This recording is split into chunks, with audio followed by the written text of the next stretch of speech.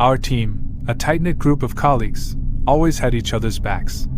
We were like a family in the bustling office, supporting one another through thick and thin. However, the dynamics shifted when a new guy joined our team. At first glance, he seemed nice, but there was something about him that set him apart. Days turned into weeks, and as we tried to recall details about our new colleague, a strange fog settled in our minds. Conversations, shared moments, and even his role in the team became elusive, slipping through our memory like sand through fingers. It was unsettling, and an air of uncertainty loomed over our once happy workspace. The odd brain fog didn't end with our forgetfulness. Important files inexplicably vanished, and attempts to communicate with him went unanswered. It was as if he existed in a parallel world, present physically but absent from the rhythm of our daily interactions.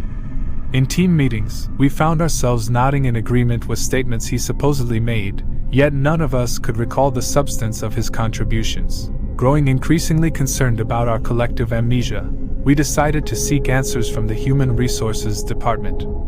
Little did we know, our quest for clarity would lead us into the heart of a mystery that blurred the lines between reality and the inexplicable. Entering the HR office with a mix of confusion and trepidation, we shared our experiences. However, the HR team's response only deepened the mystery. There were no records of our new colleague ever being part of the company. No hiring paperwork, no employment history. It was as if he had materialized out of thin air. Security footage, upon review, showed vacant spaces where he should have been, leaving us grappling with an unsettling realization. The inexplicable nature of the situation became a source of discomfort among the team. As days passed, the sense of being watched grew more pronounced. Colleagues, one by one, began to feel an unshakable unease, an invisible gaze that lingered in the periphery of our awareness. It was as if an unseen force had infiltrated the core of our once cohesive team, leaving a trail of disquiet in its wake. The mysterious colleague became a symbol of our disorientation. Attempts to understand the situation only led to dead ends and raised more questions than answers. The team's solidarity began to crack under the weight of uncertainty, and an atmosphere of distrust settled in the office. In a strange turn of events, team members, unable to reconcile with the occurrences, decided to leave the company one by one. The decision wasn't driven by professional considerations but by an instinctive need to escape the pervasive sense of being observed, judged by an unseen entity. The colleagues left the office in an eerie silence.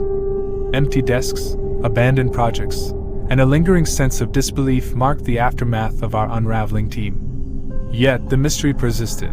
The new guy's identity remained an unsolved puzzle, a haunting enigma that cast a long shadow over the deserted workspace. Months after the disbandment, a sense of normalcy returned to the office, but the memory of the vanishing colleague continued to haunt those who had experienced the inexplicable. It became an office legend, a tale passed down among the remaining employees. The lingering unease served as a constant reminder that some mysteries defy resolution, leaving an indelible mark on the office. Our office was a big family, all of us working together on different floors. I loved my job, but when I got promoted, they moved me to the top floor. I was excited because it felt like a special place, but things got weird.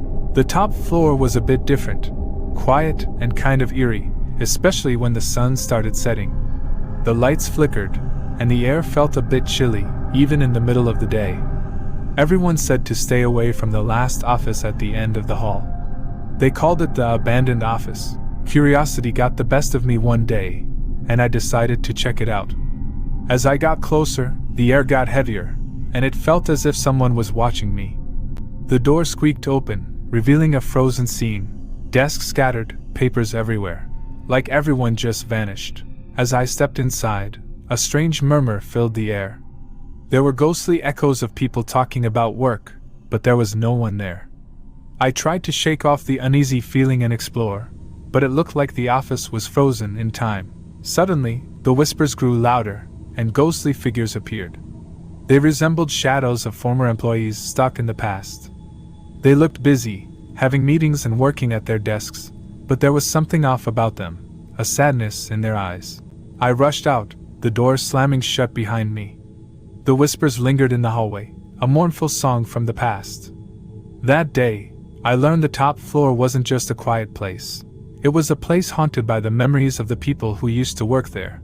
After that strange encounter, I couldn't shake the feeling that the top floor held secrets. The abandoned office became a silent reminder that some places trap the echoes of the past. I started asking around, and the stories I heard gave me chills.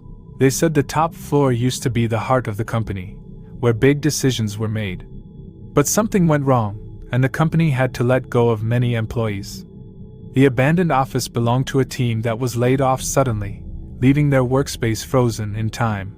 As days went by, I noticed more odd things happening. Sometimes, the elevator would stop on the top floor even when no one pressed the button. Late at night, when the office was empty, I'd hear faint echoes of typing and muffled conversations coming from the top floor. One evening, unable to resist the mystery any longer, I decided to work late. As I entered the top floor, the familiar chill settled in. The lights flickered, casting long shadows on the empty halls. The abandoned office door stood ajar, and the ghostly whispers beckoned me inside. This time, the ghostly figures seemed more vivid, their transparent forms moving through the motions of their old routines, as if witnessing the final moments before everything changed. The air was heavy with nostalgia and regret. In the midst of the ghostly commotion, a figure separated from the rest. It was a woman, sitting at a desk with a determined expression. Her eyes met mine, and for a moment, the whispers ceased. She mouthed words I couldn't hear, but the sadness in her eyes spoke volumes. With a sudden jolt, the ghostly figures vanished, leaving the abandoned office in complete silence. The door creaked shut, and I was alone once again. The experience left me with a deep sense of empathy for those who had once called the top floor their workplace. From that day on, the top floor became a place of reflection for me. The encounters persisted, a reminder that the past could leave a lasting imprint on the present. The abandoned office, once a thriving workspace, now stood frozen in time, haunted by the memories of the employees who had experienced the abrupt end of their journey. Starting my new job was exciting until I noticed the office printer became more than just a machine. During the day, it seemed normal, but at night, it started acting strange. The hum of its motors became a late-night melody, and pages started spewing out on their own. At first, I thought it was a glitch, so I called the IT people to see what is wrong with it. They checked everything but found no problems. The printer, however, had a mind of its own, especially when the office was empty. It printed pages with weird messages and odd pictures, almost like it had a secret to share. Determined to solve the mystery, I dug into the office's past. People talked about a former employee who had met a mysterious end, leaving behind a lot of questions. Connecting the dots, it hit me. The printer was a channel for that restless spirit, trying to talk to the living. Each night, I became the unwilling listener to messages from a ghost stuck between two worlds. As the office slept, the printer continued its nocturnal dialogue. The messages were fragments of the deceased employee's life, office secrets, personal struggles, and hints of what would happen the next day. It was like receiving messages from the other side, and it sent shivers down my spine. In a twist of fate, I became the messenger, carrying the weight of a ghost's unspoken words. The printer, once just a piece of office equipment, now served as a conduit for the supernatural, turning my ordinary workdays into something far stranger and more unsettling. The eerie messages continued, and I found myself caught in a spectral exchange with an unseen entity. Late one night, fueled by a mixture of curiosity and trepidation, I decided to directly communicate with the ghost. Armed with a notebook, I sat by the printer, waiting for it to come to life.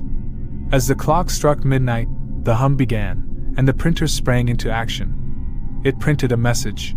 "Help me find peace." This plea sent shivers down my spine. I asked, "How can I help?" The printer whirred and printed. "Discover the truth." It was vague, but it was all I had. Determined to assist the trapped spirit, I delved deeper into the office's history, seeking answers to the questions that lingered in the air. The more I uncovered, the clearer the picture became. The deceased employee, it seemed, had been wrongly accused of wrongdoing that led to their tragic end. The office had moved on, but the spirit remained tethered to the unresolved past. Armed with this revelation, I sought justice for the ghost, piecing together evidence and presenting it to those who could rectify the wrongs of the past. As I delved into the investigation, the printer's messages shifted from cryptic to appreciative. It seemed the ghost was aware of my efforts, and a sense of gratitude emanated from the prince. In a strange twist of fate, the printer became a tool for closure. The messages, once eerie and unsettling, transformed into a form of communication.